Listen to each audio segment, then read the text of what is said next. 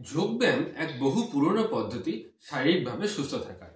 বিদেশও কিন্তু যোগাকে সানন্দের সঙ্গে গ্রহণ করেছে। কিন্তু এটা কি বিজ্ঞানসম্মত? আপনি কি বলেন? আজকের ভিডিওতে এটা নিয়ে আলোচনা করবে। চলুন শুরু করা যাক। আমি এর উত্তর দুটো ধাপে দেব। প্রথমত, বিজ্ঞান কি? সাধারণত কোনো ঘটনাকে ভালোভাবে পর্যবেক্ষণ করে তার লিপিবদ্ধকরণ করা হয়। আর তারপর দুটো জিনিস। প্রথমত, এই লিপিবদ্ধ যে রাশিগুলি তার মধ্যে কোনো নির্দিষ্ট প্যাটার্ন আছে কিনা লক্ষ্য করা। আর দ্বিতীয়ত, আমাদের মনে মনে কল্পনা করা যে এই ঘটনার ভিতর অন্তর্নিহিত কোনো কারণ আছে কিনা, যেটা আমাদের ইন্দ্রিয় দ্বারা বোঝা যাচ্ছে না, অর্থাৎ ইন্দ্রিয় গ্রাহ্য হচ্ছে না। এই ইন্দ্রিয় গ্রাহ্য ছাড়া যে কারণ বা মনে মনে কল্পনা, আর তার সঙ্গে আমরা যে প্যাটার্ন লিপিবদ্ধ করেছি, এই দুটির মেলবন্ধনই হচ্ছে হাইপোথিসিস। আর এই হাইপোথিসিসই বিভিন্ন পরীক্ষা নিরীক্ষার মাধ্যমে যখন উত্তীর্ণ হয়, তখন সেটা পরিণত হয় থিওরিতে। যোগার বিভিন্ন পদ্ধতি আছে, আপনি সেইগুলি শিখে আপনার শরীরের ওপর প্রয়োগ করতেই পারেন। আর তারপর কিছুদিন অভ্যেস করার পর তার রেজাল্ট অবজার্ভ করতে পারেন। আর সেই রেজাল্টের উপর ভিত্তি করে আপনি হাইপোথিসিসও বানাতে পারেন। আর আমার মতে সেই হাইপোথিসিস অবশ্যই বিজ্ঞানসম্মত, যদি আপনার রেজাল্ট আপনার কাঙ্ক্ষিত হয়।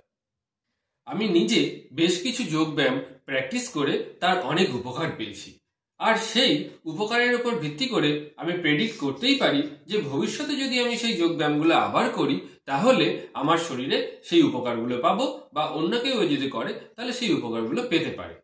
তাই এই প্রেডিকশনের উপর ভিত্তি করে আমি যে হাইপোথিসিস তৈরি করেছি, সেখান থেকে আমি বলতেই পারি যে যোগা একটি বিজ্ঞান। 2014 সালে ইউনাইটেড নেশনস এর জেনারেল অ্যাসেম্বলিতে আনুষ্ঠানিকভাবে যোগব্যায়াম নিয়ে আলোচনার পর আন্তর্জাতিক যোগ দিবস শুরু হয়েছিল 2015 সালের 21শে জুন। আর সেই থেকে 21শে জুন সারা পৃথিবীতে যোগা দিবস পালন করে আসা হচ্ছে। 177টি দেশে ইউএনজিএ এই যোগকে ইনসেপশন করার জন্য যে রেজলিউশন করেছিল, তাতে সবাই সই করেছে। এই 177টি দেশের সংখ্যা এখনো পর্যন্ত এই ধরনের রেজলিউশন নেওয়ার ব্যাপারে সর্বাধিক।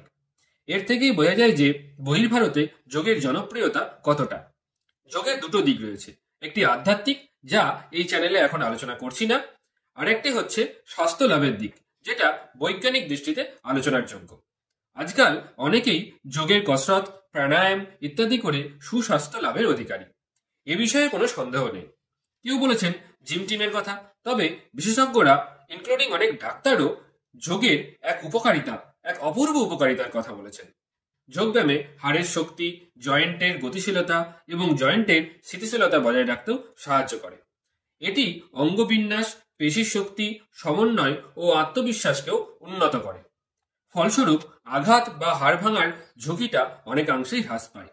যেহেতু এটি সাধারণত ধীর গতির এবং সচেতনতার সঙ্গে পরিচালিত হয়, তাই এটি অন্যান্য খেলার থেকে অনেক নিরাপদ।